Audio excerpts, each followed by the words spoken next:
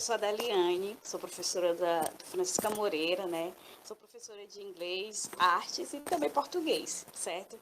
Então, hoje eu vim trazer para vocês essa aula de artes, né? Artes no Enem. E é uma disciplina que, às vezes, as pessoas não dão muita atenção, né? Ah, são 5 questões, professora, lá no Enem e tal, não faz muita diferença. Faz sim, viu? Na hora que você vai fazer a contagem lá das suas notas, né, dos seus acertos, essas 5 questões podem fazer diferença. Então, fica comigo, né? Acompanha essa aula até o final, se inscreve no canal, assiste esse vídeo, né, e vamos lá participar, aprender um pouco mais sobre arte, né, ter esse olhar mais crítico sobre a arte, certo? Isso vai muito te ajudar. Eu vou começar aqui a apresentar a nossa aula, nosso slide, né, e vocês vão fazendo anotações, né, depois vocês podem até comentar também aí embaixo no canal, né, que aí eu vou poder estar respondendo, né, se eu puder aí, eu vou responder, viu? Vamos lá. Um instante.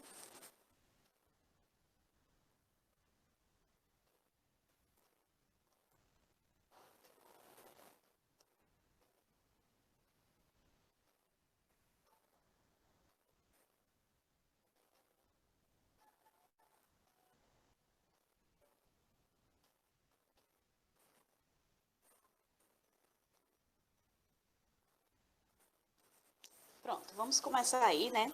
Artes no Enem. Bom, gente, o primeiro tópico que eu coloquei para vocês é como é a prova de artes no Enem, certo?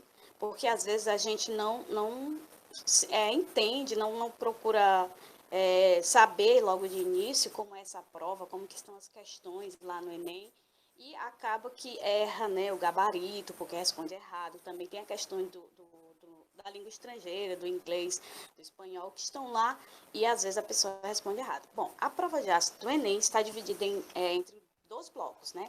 Ela está uma parte na prova de linguagens, na linguagens e códigos, né? E a outra parte está na prova de ciências humanas, certo? A prova contém 5 questões apenas, estão divididas aí entre os 2 blocos, né, de provas, mas são apenas 5 questões. É essencial a assimilação do conhecimento nessa área para que você tenha mais chance de sucesso na prova, né? Além, é claro, de ser um entendimento importante para que se reflita o mundo com consciência e espírito crítico, que é isso que a arte faz na gente, né? A arte, ela faz essa criticidade que a gente tem aumentar, né? Então, quando você consegue admirar uma obra de arte, consegue se deixar levar pela essa obra de arte, né? Então, você vai desenvolvendo aí a sua criticidade, certo? Então, é assim que está a prova de artes. E aí, professora, o que é que cai na prova de artes do Enem? Bom, há uns anos, né, uns 5 anos mais ou menos para cá, né, os conteúdos que mais têm caído na prova do Enem é arte contemporânea, cai muito sobre isso, né? Arte moderna, né? Modernismo ali, barroco mineiro, porque o barroco mineiro, né, gente, a gente tem como uma joia, né, aqui no nosso país, porque o barroco mineiro, ele foi, tipo, colocado como no auge, né, aqui no Brasil, e ele se iguala ali ao renascentismo, né, a escola de artes francesa, ela coloca aí o barroco como uma grande riqueza que o país tem, certo? Então, o renascimento italiano, né, tá aí, ó, barroco, mineiro, renascimento italiano, estão no mesmo nível aí, de acordo com a escola francesa de artes. E arte rupestre, porque também aqui no nosso país a gente tem um grande acervo de arte rupestre, arte pré-histórica, né? Principalmente aqui no Nordeste, em Piauí, Rio Grande do Norte, a gente tem muito isso ali na Serra da Capivara, né? Que é o nome do sítio arqueológico que a gente tem lá, e tem muitas dessas pinturas rupestres. Então, são esses assuntos que mais têm caído durante esses 5 anos para cá, né? Do Enem. Vamos lá. A gente vai começar por arte moderna e movimentos. Por que não começou por arte contemporânea, professor? Porque para a gente entender a arte contemporânea, a ideia que essa arte traz para a gente tem que relembrar, entender o que foi a arte moderna, né? O modernismo e os movimentos que estavam envolvidos aí com a arte moderna. Então, nós temos aí os movimentos que eu separei, alguns, né? né, que estão envolvidos, e a gente vai ver aí. Cubismo, futurismo, suprematismo, dadaísmo, surrealismo, fotografia. Né? Essa arte, gente, é uma arte que, quando surgiu, né, ela causou uma estranheza por parte das pessoas que estavam, dos espectadores, né? Você lembra aí da Semana de 22 que aconteceu no Brasil? Né? A Semana de 22 ela causou um rebuliço grande quando os artistas, tipo o Mário de Andrade, a Anitta Malfatti, né, as obras foram expostas ali, a Tarsila do Amaral, né, as obras de Menotti e Delpitio foram expostas lá no Teatro de São Paulo e as pessoas não aprovaram, foi um rebuliço grande. Por quê? A pergunta que aparecia é: isso é arte? As pessoas até então estavam acostumadas a ter um tipo de arte, que era aquela arte clássica, bonitinha, né? As esculturas com muito movimento, com as características dos seres humanos, bem bonitinho, feitinho, pintadinho. E, de repente, vem aí uma obra de Anitta Malfatti, né? Ou então de Tarsila, né? Que desfez essa questão da arte clássica, né? Mas era exatamente o objetivo deles, era esse, desfazer aquela ideia de que arte só era aquela que trazia-se da Europa, certo? Eles queriam mostrar aqui no Brasil que tem riqueza artística, tem cultura, e foi aí o que eles fizeram. Se juntaram todos, né, e foram fazer essas apresentações. Tinha música, tinha dança, tinha literatura, tinha muita pintura, fotografia também. Mas o que foi que aconteceu? Na semana 22, eles começaram a ser vaiados, né? E isso foi muito para eles que já estavam determinados, né? Foi muito constrangedor, né? Mas isso não os fez existir, né? Isso fez eles continuarem, né? Que aí depois, justamente, que entra a Tarsila do Amaral aí, que ela nesse momento não estava também, né? Mas aí depois ela deu continuidade. E a Tarsila hoje, eu sou fã dela, né? Enfim. Então, a semana de 22 vem justamente trazendo essa questão da quebra de ideia com a arte clássica, a arte antiga, né? Que eles queriam trazer essa arte nova, queriam trazer, sim, dizer assim, isso é arte sim, isso é arte do nosso país. Né? Eles saíram para procurar artes nas regiões do nosso país. Isso que aconteceu aqui no Brasil, certo? Vamos seguir. Então, eu separei aqui para vocês poucas, eu vou ler pouco sobre algumas, mas vocês vão depois rever, né, anotar algumas características dos estilos da arte moderna. Então, nós temos aí, que fazia parte da arte moderna, o cubismo. Né? As características do cubismo é o geometrismo, né? Representação da realidade por meio de figuras geométricas, vocês vão ver muito isso. Antitradicionalismo, olha aí que eu falei, né? Eles queriam quebrar com aquela tradição, romper os conceitos de harmonia, proporção, beleza e perspectiva. Então, as pessoas ou as coisas que eram feitas nessa arte, no momento que apareceu essa arte moderna, né? Elas já não tinham mais aquela beleza que era acostumada a ter lá na arte clássica, né? Então, as pessoas perguntavam, será que isso é bonito, isso é feio? Aí você, né, era de cada um. Mas, enfim. Fragmentação das formas de distorção da realidade, oposição à ideia de arte como imitação da natureza, apresentação de relações formas não acabadas, apresentação de diferentes pontos de vista pelos quais um objeto pode ser observado e quebra radical da arte acadêmica. É justamente o que eu estava dizendo para vocês. Vou passar aqui algumas imagens desse tipo de arte, né? Desse estilo, aliás, o cubismo, aí as formas geométricas, né? Olha aí a foto dessa pessoa, né? Que tem aí abaixo. Não é mais as cores, né, que tinha realmente da pessoa. Os traços são diferentes, os olhos são grandes, o nariz é grande. Então, tudo isso está envolvido aí também na ideia da arte moderna, né? As pinturas do cubismo. Futurismo. Característica do futurismo, a valorização da velocidade, dinamismo, exaltação, a tecnologia. O futurismo já dá essa ideia de futuro, né? Então, é aquela ruptura com o passado e a velocidade, como eles imaginavam o futuro, né? Naquele tempo, o futuro é agora, né? Para nós. Então, vamos aqui. Aí, as imagens, as pinturas futurísticas, né? Com muitos que dá a ideia de movimento, né? As pinturas, esses traços que dão ideia de movimento, de desenvolvimento, de tecnologia, vocês veem aí, né? Seguindo, a gente tem aí o suprematismo. As características do suprematismo são as aparências do mundo exterior não despertam o menor interesse. O essencial é a sensibilidade em si, pois o valor eterno e autêntico da obra de arte reside somente na expressão da sensibilidade pura. O objeto em si nada vale. Gente, aí já começa a ter uma ideia, viu, do que vai ser a arte contemporânea. O suprematismo, justamente, ele traz essa ideia já de que a obra em si é o que é mais importante, né? É o que deve ser visto, deve ser valorizado. Então, mínimo de plasticidade, formas e cores para atingir o máximo de projeções, fluidificação das cores e materialidade, tornar o desenho sutil e delicado, necessidade de dar ao sentimento uma supremacia pura sem representação do mundo exterior. Então, vamos ver aqui como que é uma obra suprematista. Né?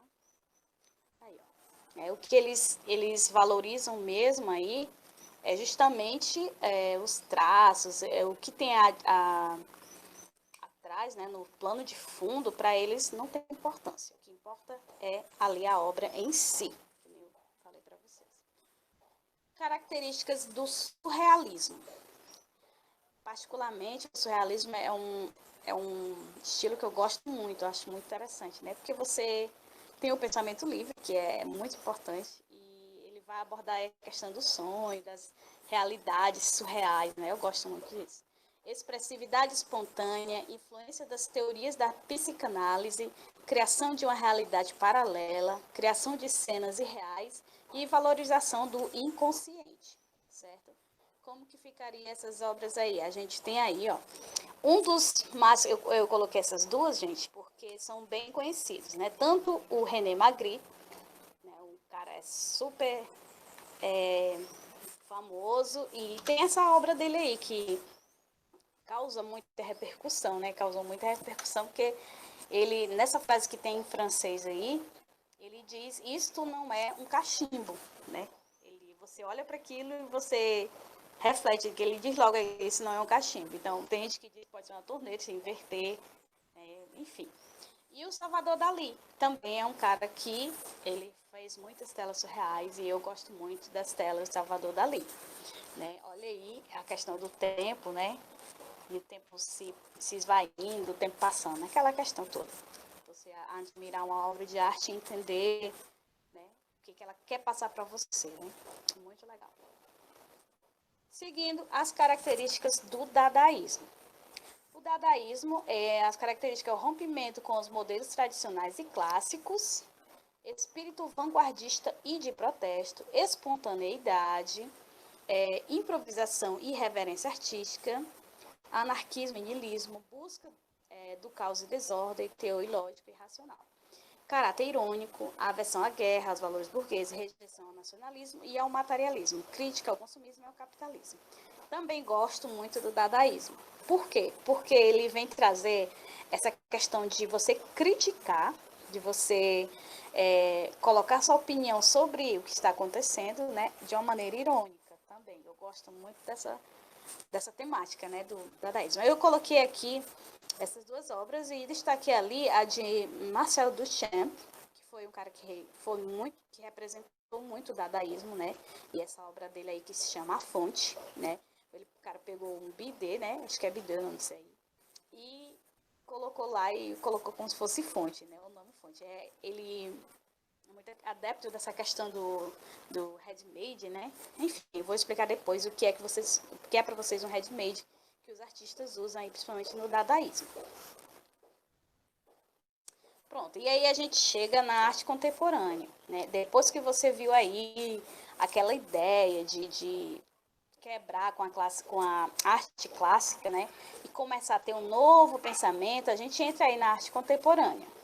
A arte contemporânea traz o pensamento de que a ideia é o aspecto mais importante do trabalho artístico.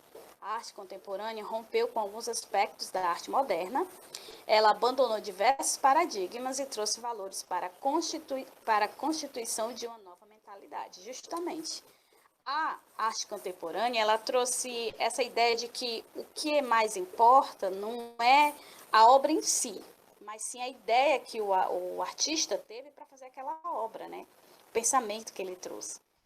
Tanto que quando você se depara com uma obra contemporânea, você vai ter uma visão única sua, certo? Essa arte contemporânea, ela trouxe um pensamento principalmente de que, olha aí, ela tem que ser mentalmente interessante, certo? Ela tem que despertar interesse em você, quando você olha. Mas ela não tem, eu vou dizer o que ela não tem. Ela não tem um senso comum. Então, por exemplo, vai eu e você numa galeria admirar umas obras de arte contemporânea. Quando chega lá, eu vou achar uma obra estranha, esquisita demais. Aquilo não vai despertar o maior interesse em mim. E eu ainda vou achar feia, né? Mas para você não. A obra vai ser linda, vai te causar uma viagem, vai te fazer pensar, vai te levar ao delírio. Então a arte contemporânea ela tem o poder de fazer isso, de trazer para cada pessoa que olha uma obra, né, um pensamento diferente. Ou seja, o que é belo para mim é feio para você, e o que é feio para você às vezes é belo para mim. A arte contemporânea ela tem a capacidade de fazer isso nas pessoas, né? Ela não tem um senso comum.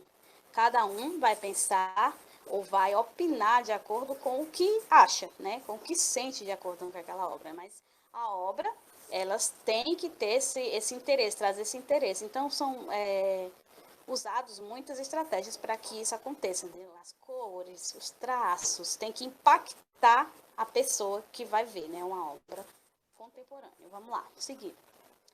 Os movimentos artísticos contemporâneos que eu escolhi aqui são mais, né? São vários outros. Mas que eu selecionei aqui são os mais conhecidos e até os que caíram mesmo também lá no Enem. Pop art, performance, minimalismo, arte urbana, arte conceitual, land art e body art, certo? A gente vai ver um pouquinho aqui nessas obras seguintes. Ó, coloquei uma imagem para cada um desses estilos. Então, nós temos aí, ó, pop art. A pop art que você é um movimento artístico, né? Se caracteriza pela reprodução de temas relacionados com o consumismo, a publicidade, né? E o que eles usam? Muitas cores, você está vendo aí, ó, em pop art, né? Deixa eu passar aqui. Pronto, ó. Pop art, né? As cores intensas. E eles também usam famosos, né, para expressar isso. Eles vão criticar o consumismo e aproveitam para usar um famoso para chamar bastante atenção. As cores e o famoso aí não tem como chamar atenção. Um dos grandes representantes da pop art, que surgiu mais ou menos em 1950 lá nos Estados Unidos, que critica, né? Aí, o consumismo é o Andy Warhol. Né? Ele fez essas obras, né? E essa obra, ela é muito... Já vi várias vezes em releituras, né? Várias releituras de pop art, principalmente dessa obra aí, a Marilyn Monroe, né? Seguindo, nós temos a performance. Aqui, a performance, aí o pessoal aí apresentando. A performance, gente, é uma arte que tem uma linguagem híbrida, né? Aliás, é uma linguagem híbrida porque envolve várias linguagens. Então, numa performance, você pode encontrar dança, música, artes visuais, né, artes cênicas. Você vai encontrar várias linguagens nessa linguagem, na performance. Pode ser em um lugar fechado ou pode ser em um lugar aberto, viu? Para apresentar uma performance. Minimalismo, que eu acho que é um estilo que está precisando, né? Assim como o pop art ele critica o consumismo exagerado das pessoas, o minimalismo ele vem também trazer essa ideia de que a gente precisa minimizar o consumismo, a gente precisa frear, né, essa questão de querer comprar tudo que vê. Pronto, o minimalismo é isso, vem do termo minimal art, ou seja, arte mínima, ou seja, precisa de pouquíssima coisa para fazer a arte. Então você vê aí, ó, ele só precisou de umas telas, né, colocou lá na parede, pronto. É o minimalismo, ele não usou tinta, eu acho, essas telas, não sei, enfim, mas ele usou só dois objetos para fazer a arte. Então, o que ele quer dizer? O que ele quer passar para a gente? Que a gente precisa de menos. A gente não precisa de tudo que aparece, né? É essa ideia que o minimalismo traz e eu aprovo totalmente. Viu? Abaixo a gente tem o land art, que vem do termo também earth art, né? Que é a arte na terra, vem do termo em inglês, né? arte na terra. E não precisa nem explicar muito, né? Porque essa imagem já diz tudo, né? Ele traz essa questão de fazer a arte na terra, de associar a natureza à arte, né? E aí são planejadas essas obras, né? E são grandiosas, né? Claro que não se compara às artes naturais. Mas também ficam muito interessantes e causam ali aquela, despertam ali aquele, aquela questão, não sei, o que ele quis fazer com isso, né? Vamos lá. Seguindo, a gente tem o body art, que no caso aí, essa imagem ela representa um paint art, que é a pintura no corpo. O body art é a arte do corpo, né? Então, é o paint art, né, que é a pintura no corpo, essa mulher está representando. Mas o body art, ele vai além dessa pintura, né? Você pode usar, eles usam, né, o corpo para expressar a arte. Eles usam para, como se o corpo humano se tornasse a tela, né? Então, quando você olha, aquele corpo não é mais só o corpo, é uma tela. E essa arte ela é muito interessante também, que ela pode ser usada para protestar, certo? Você pode fazer um protesto usando o seu próprio corpo. A gente já viu muito assim, até mesmo nas passeatas, em alguns lugares, as pessoas fazem isso, né? Em forma de protesto, usam o próprio corpo. Seguindo, a gente tem a arte urbana, que também não preciso falar muito, né? Uma intervenção urbana que eu acho muito legal e deixa a nossa cidade muito mais bonita, né?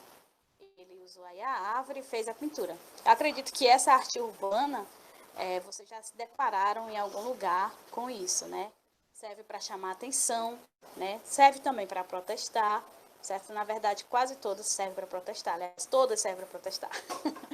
E aí a gente tem a arte urbana, que é feita justamente nas ruas da cidade. Mas, professora, pode ser só uma pintura assim? Não, tem arte urbana que são esculturas, são arte urbana que tem movimentos, né? Depende da pessoa, né? É uma intervenção urbana que ele faz para modificar para o seu olhar quando você passa na rua, né? Na cidade. Vamos seguir. Aí você vê um pouquinho de cada uma dessas artes. Vamos seguir aqui. Pronto, o barroco, senão não dá tempo. O barroco eu vou trazer pouca coisa aqui. Vocês vão ter que procurar mais, mas o que eu vou trazer é bem importante. A arte barroca é conhecida pelos detalhes, requinte, elegância exagerados. Eu acho top. O barroco eu acho top. Eu acho lindo as obras barrocas. Eu acho lindo o estilo, a literatura. Eu gosto demais, sou apaixonada pelo barroco. Desenvolveu-se no século XVII, uma época bastante significativa para a civilização no Ocidente. Nesse momento ocorreu grandes transformações que revolucionaram a sociedade. Surgiu primeiramente na Itália e logo espalhou-se para os outros países europeus. Mais tarde desenvolveu-se também no Brasil e no restante do continente americano. No Brasil, o barroco tem seu apogeu no século XVIII e perdurou até o século XIX. No nosso país, em virtude da riqueza do período colonial, temos um acervo marcante de obras de expressão barroca. Eu acho show. Lembra lá daquela questão que o barroco ele trazia a questão do homem ser santo ou pecador? Aquela questão do dualismo, né? Aquela questão que trazia céu, inferno, bem ou mal, né? E isso aí vai ser representado tanto na literatura quanto nas obras. O barroco é um estilo que ele é muito completo. Ele tem na literatura, tem na arte, na arquitetura, tem tudo. Então, predomínio dos temas religiosos são as características, riqueza nos detalhes de formas, ele gosta de ouro, né, as formas rebuscadas, eu acho muito top. Expressão dramática dos personagens retratados, preferência pelas curvas e contornos, importância de iluminação de jogo de luzes, né, e sombras, que eu falei para vocês, que as luzes e as sombras retratam justamente essa dualidade do homem naquele período, né? Uso de contrastes a fim de evidenciar a proximidade do divino com o humano. Olha aí, divino, humano, essas dualidades. E aí eu trouxe essas obras para vocês verem, né, as características que eu falei lá. Ó, os traços dos personagens, né, que traz ideia de movimento, né, ó, o manto da Santa Teresa. Aí nós temos aqui no nosso país, né, nosso Brasil, um cara que marcou demais o barroco, que foi quem? O Aleijadinho, né? Passos da Paixão de Aleijadinho, esse cara era top de linha também. À esquerda aqui nós temos embaixo o Espólio de El Greco, à direita as Meninas de Velázquez, também lá do barroco. e A Moça do Brinco de Pérola, que é muito conhecido, muito famoso, de Vermeer, e A Lição de Anatomia de Rembrandt, que esses caras também fazem aí parte do barroco pelo mundo todo, viu? E aí a questão da sombra, das luzes, né, tem o claro, o escuro, justamente que é aquela questão de trazer o dualismo, né, a indecisão do homem naquele período. Seguindo, quase finalizando, a arte rupestre, que eu já falei para vocês, a gente aqui nós temos sítios pré-históricos, né, que trazem essas pinturas. Até hoje as pessoas, alguns estudiosos querem saber se consideram arte ou não arte, né? Mas eu acredito que sejam arte dos nossos antepassados. A arte rupestre é compreendida como um amplo conjunto de desenhos, pinturas e inscrições realizadas pelo homem pré-histórico. E lá ele retratava fatos do dia a dia, né? Além disso, né, conta-se que não era só fatos do dia a dia, né? Ele fala também de cerimônias e ele vai retratar aqui. Escolhi essas duas imagens. Uma que é Serra da Capivara, Piauí, e a outra Sítio Fuma do Caboclo, no Seridó, né? Rio Grande do Norte. As questões do Enem. Eu escolhi aqui algumas, não sei se vai dar tempo responder todas, ver todas com vocês. Mas essa aqui, gente, é sobre a body art, certo? Que eu falei para vocês lá no início. Ele mostra aí a mulher, texto 1, né? Figura de linguagem não verbal, e linguagem verbal, texto 1 e texto 2. Aí ele vem. A arte põe o corpo tão em evidência e submete experiências tão variadas que sua influência estende-se aos dias de hoje. Se na arte atual as possibilidades de investigação do corpo parecem limitadas, pode-se escolher entre representar, apresentar ou ainda apenas evocar o corpo. Isso ocorre graças ao legado dos artistas pioneiros. No texto, a concepção de body art está relacionada à intenção de estabelecer limites entre o corpo e a composição, fazer do corpo um suporte privilegiado de expressão, discutir políticas e ideologias sobre o corpo como arte, compreender a autonomia do corpo no contexto da obra, destacar o corpo do artista em contato com o espectador. Isso foi uma questão do Enem. No caso, a resposta seria estabelecer limites entre o corpo e a composição, certo? Aqui também a gente tem uma questão sobre dadaísmo, né? Aquela questão do handmade que eu falei para vocês, ela caiu aqui. Tá aqui, handmade, que é o feito pronto. É quando você, gente, o handmade é quando você pega algo que já é pronto e coloca para virar arte. Tipo assim, o cara pegou aí uma roda de bicicleta e um banquinho e fez a arte. Colocou, fez uma obra dadaísta, né? Aí, no caso, foi o Marcel Duchamp, que ele tinha justamente essa questão aí de fazer isso, né? Aí, gente, esse ready-made, né, que é o tipo dessa obra aí que ele fez, é aquela questão de que traz, você olhando, você traz a ideia, isso aí não tem nada a ver, professora. Tem sim, se você prestar atenção, a roda dá a ideia de movimento e o banquinho dá a ideia de parar, né? Então, o cara tem estilo sim. E aí eu acho que não vai dar tempo para responder todas, mas aqui você depois procura, certo, que as questões. Mais uma questão que eu coloquei foi sobre o surrealismo, para vocês verem que eu estou dizendo para vocês que cai esse tipo de questão, certo? Surrealismo, dadaísmo, aí, ó. Surrealismo configurou-se como uma das vanguardas artísticas europeias no início do século XX. René Magritte, pintor belga, apresenta elementos dessa vanguarda em suas produções. Um traço do surrealismo presente na pintura é o justa posição de elementos díspares observada na imagem do homem no espelho. Né? Olha aí, como que pode, se você olhou bem para essa imagem, como é que pode o espelho retratar o cara de costa, né? No caso, o espelho, ele devia estar de frente, né? Lá, mas ele está de costa, então totalmente surreal. Mais uma questão, e aqui também sobre o dadaísmo, né?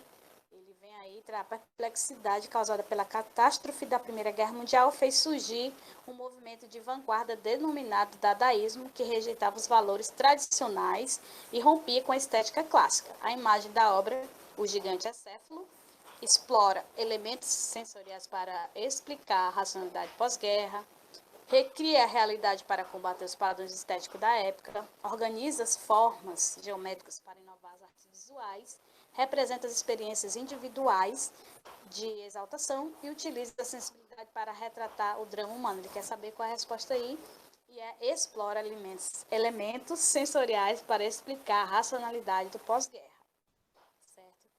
Aí você olha bem direitinho que o gigante acéfalo, ele lembra um tanque, né? Um tanque de guerra. Seguindo, a gente tem aí uma questão sobre arte rupestre, viu? Cai sim, em 2017. Em 2017 não está tão longe assim, viu? Pode cair de novo. Pintura rupestre é quem é um patrimônio cultural brasileiro e expressa, e aí a gente já falou lá, ó, aspectos da vida cotidiana de grupos que vivem durante a chamada pré-história do Brasil. Questões sobre o barroco, também cai.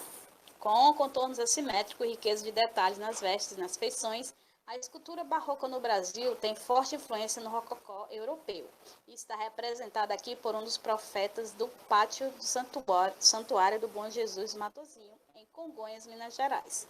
Esculpido em pedra-sabão por Aleijadinho, profundamente religiosa, sua obra revela personalidade, modelando a imagem sacra com feições populares. Né? Essas eram as características das obras do Aleijadinho. Gente, a dica de site que eu vou dar para vocês estudarem, que eu achei muito legal, foi o projeto agateedu.com.br, certo? Que vocês podem acessar e lá tem várias questões de artes, que você escolhe lá o tema e aí vai respondendo. Lá no final tem um gabarito, que aí você vê os seus acertos, né, os seus erros. Eu achei muito legal. E o outro site também que eu achei muito legal para você estudar, né? Acho que não tinha questões lá, só eram os conteúdos. Para você estudar, é o todamatéria.com.br. Né? Foi os dois sites que eu achei interessante e para sugerir para vocês.